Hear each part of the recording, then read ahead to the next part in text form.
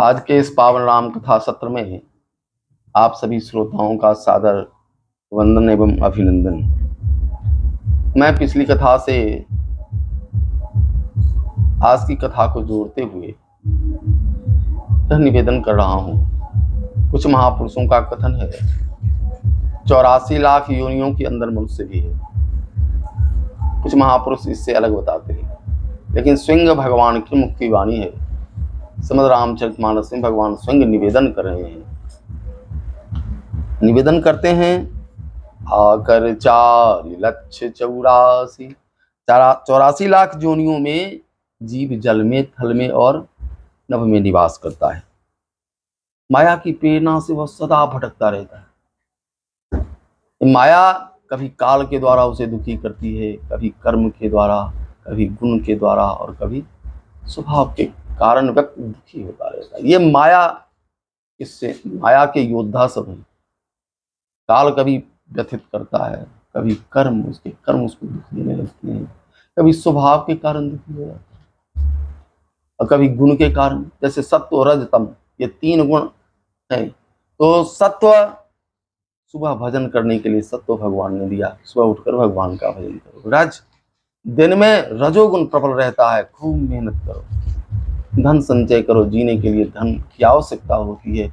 तीसरे नंबर पर तम, थक गए तो आराम करो, ये तम। ये 3 गुण है। यदि ये व्यवस्थित हैं तो सुख देते हैं, और अव्यवस्थित हैं तब दुख देते हैं। अब जिस समय जगना चाहिए उस समय आप सो रहे हैं, और जिस समय सोना चाहिए रात में उस समय आप जग रहे हैं, तो वह आपको दुख दे रहा है, मूर्ख बना देगा आपको, जीवन आपका दुखी कर देगा। तो माया कभी काल के कारण, कभी कर्म के कारण दुखी करती है, कभी स्वभाव से भी दुख होने लगता है। कोई हमारे विषय में कुछ कह दिया, हम उससे दुखी हो जाते हैं। इसका अर्थ है हमारे सुख की चाबी उसके पास है। अपने स्वभाव को ऐसा बनाना चाहिए कि न दूसरे के मान का आप पर असर हो, न अपमान का। मान अपमान यो तुल्यो मित्रारि पक्षयो।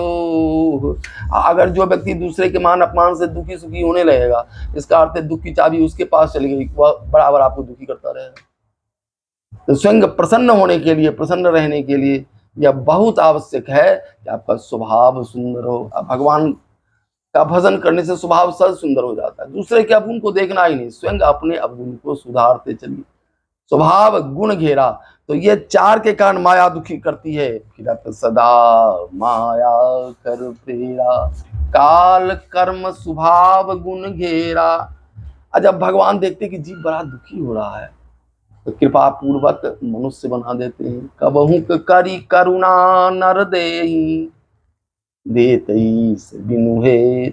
बिना कारण परमात्मा भला करने वाले हैं, बिना कारण हित करने वाला वह ईश्वर हमें मनुष्य बना देता है।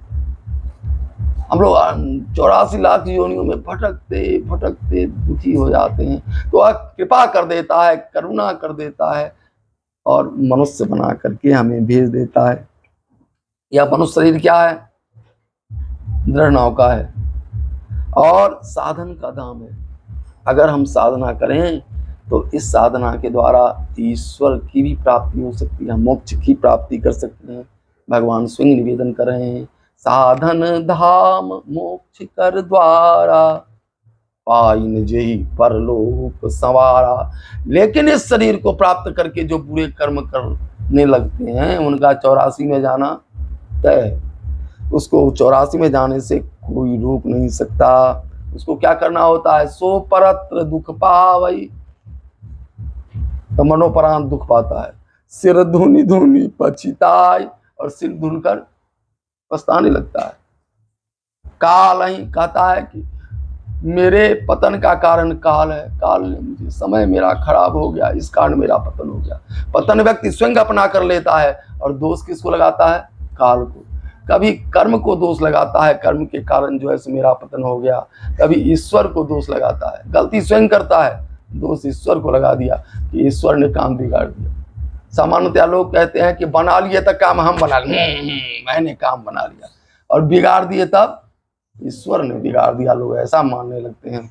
लेकिन यदि बुरा कर्म यदि आपने अपने जीवन में करना नहीं छोड़ा तो 84 लाख की यात्रा तय है, तो तय करना ही होगा। इसलिए विनम्र निवेदन है कि यदि मनुष्य शरीर आप प्राप्त किए हैं तो मनुष्य शरीर प्राप्त करके नित्य भगवान का भजन कीजिए, नित्य भगवान के नाम का कीर्तन कीजिए, नित्य भगवान की कथा श्रवण कीजिए। विश्वास पूर्वक मैं निवेदन करता हूँ, आपका जीवन मंगलमय होगा, आपका जीवन सुखद होगा, आपका जीवन शांति में होगा। सीताराम जय सीता।